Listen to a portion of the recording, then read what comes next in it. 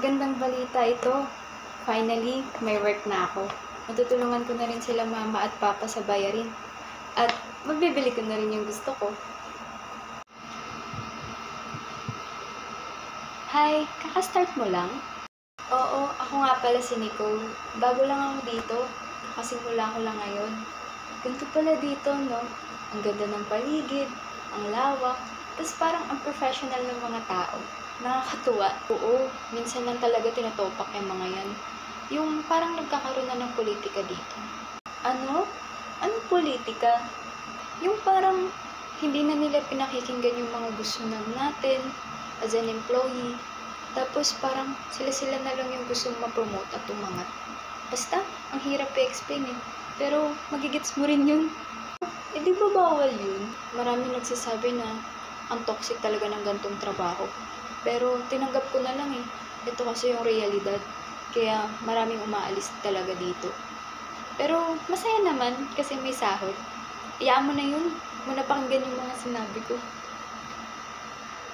Nga pala, tara, lunch tayo. Uy, Ellie, tara dito. Hi, Nicole nga pala. Newbie lang ako dito. Joyce nga pala, tenure na dito. Kasabayan ko yan si Ellie. So ayun na nga, may chismis ako sa inyo. Ano na naman yan?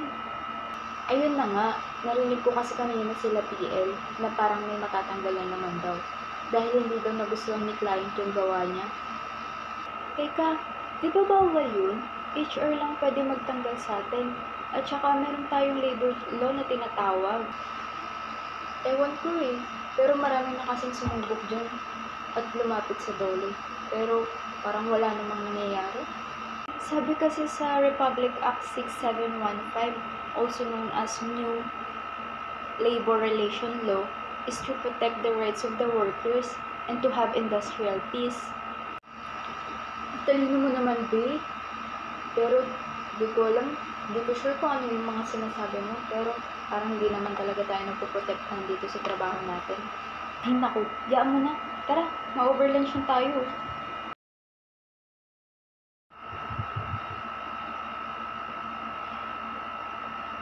Guys, magpapaalam na nga pala ako. Last day ko na daw ngayon, sabi ni TL. Teka Ria, ikaw pala yung sinasabing matatanggal nila TL? Hindi ko nga din alam eh. Ang pagkakatanda ko kasi, nag-leave ako ng 5 days. Med leave yun. At na-approve yun ni clinic at ni HR. Tapos ngayon, pagbalik ko, sabi last day ko na daw. At wala na raw akong access. Teka Ria, tatanggapin mo na lang to, na bigla kang matatanggal. May right ka as employee at may labor law tayong tinatawag. Pwede kang lumapit sa dole at mag-file ka ng case. I-explain mo lahat doon. Huwag kang matakot. Kaya nga eh, sobrang nakaka-stress. Bigla na lang ako mawawala ng trabaho. Yung dispute ko nga, hindi pa nila naaasikaso. Sobrang tagal na nun. Ay, pero salamat Nicole ah. Sige, susubukan kong lumapit dyan at humingi ng tulong. Kamusta Ria? Ano nang balita sa'yo? Okay lang naman ako Nicole. Eto, nag-aantay na lang ako ng hearing kung kailan. Sana talaga mabigyan ng justice tong ginagawa sa atin.